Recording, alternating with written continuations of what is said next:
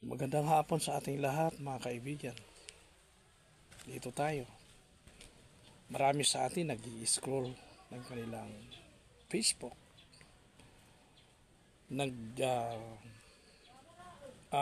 Tinitingnan ang mga nangyayari sa ating social media. Nakikita natin napakaraming nangyayari, mga kaibigan. Nakakakita tayo ng mga hindi magandang pangyayari, kahindik-hindik na mga pangyayari. Katulad ng mga aksidente sa eroplano, katulad ng mga aksidente sa daan, at kung anong klaseng mga sakuna na dumarating na nararanasan ng mga tao na ang karamihan kinakauwian ng kamatayan, kawalan ng buhay. At marami tayong nakikita na ang kanilang mga intensyon, yung mga naghahanap buhay lang, na aksidente, napupunta sa hindi magandang pangyayari. Maganda ang mga plano sa kanilang buhay para sa pamilya. Pero ang kinahihinatnan kung minsan ay kamalasan. Yung bang hindi pinalad. Imbes na makakuha ng mabuti, napunta sa masama. Nawawala ng buhay.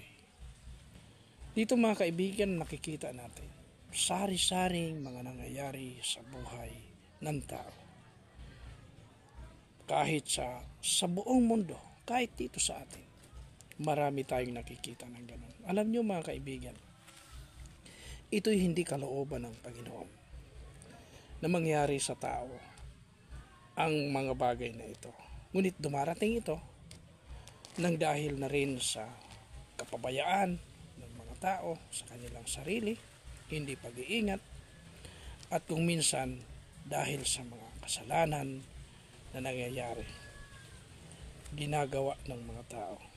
Kung minsan may mga bisyo, kaya wala sa katinuan, wala sa tamang pag-iisip, yun, nagkakaroon ng aksidente dahil sa kakulangan ng pag-iingat. At lalong-lalo na kakulangan sa pananalig sa ating Panginoon.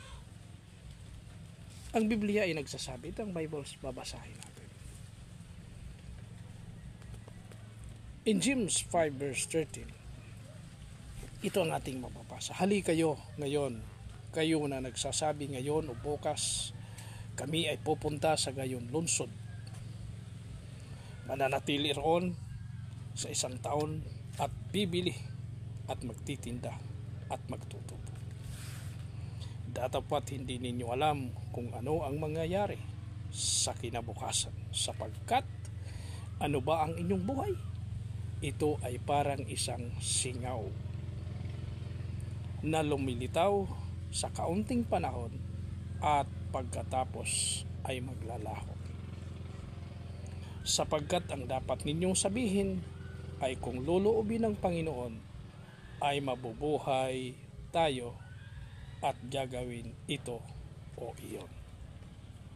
Subalit ngayon kayo ay magagalak sa inyong mga kayabangan.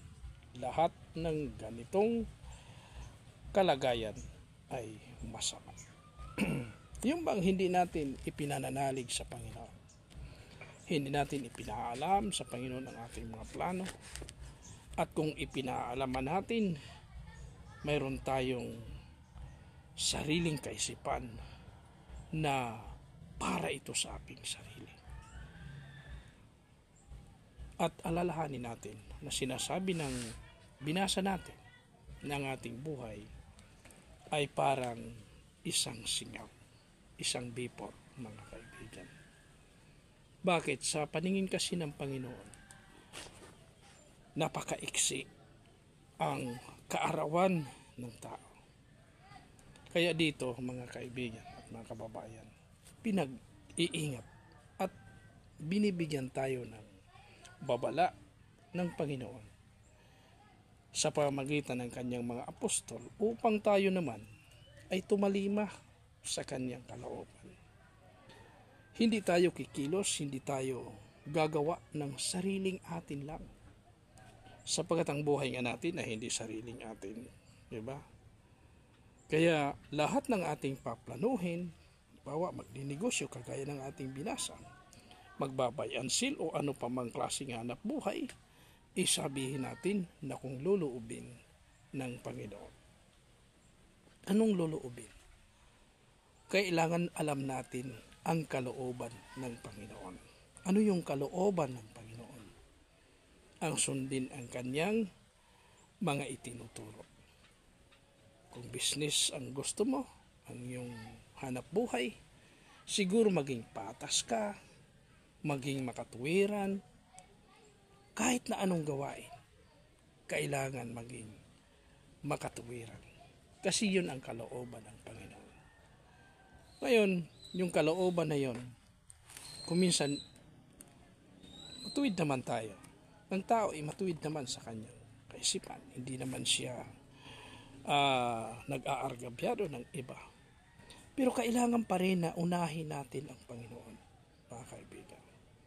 Kailangan pa rin na lahat ng ating mga plano ay isang guni una sa Kanya bago natin gawin. Sapagkat yun ang gusto niya. Sapagkat ang ating buhay ay Kanya. Kaya tayo naman ay dapat isangguni muna sa Kanya ang lahat ng bagay. Kung dumating man yung mga hindi magandang pangyayari sa ating buhay, ang importante tayo ay ihinabili natin ang ating mga lakad sa Kanya sa pamagitan ng ating pananalangin at pagpapasalamat sa ating Panginoon. Bakit?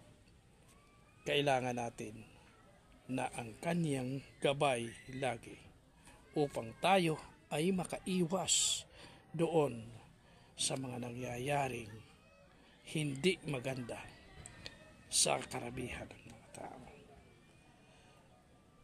Kaya mga kaibigan, alalahanin natin na tayo ay sa mata ng Panginoon, sandali lang, parang singaw lang ang ating buhay.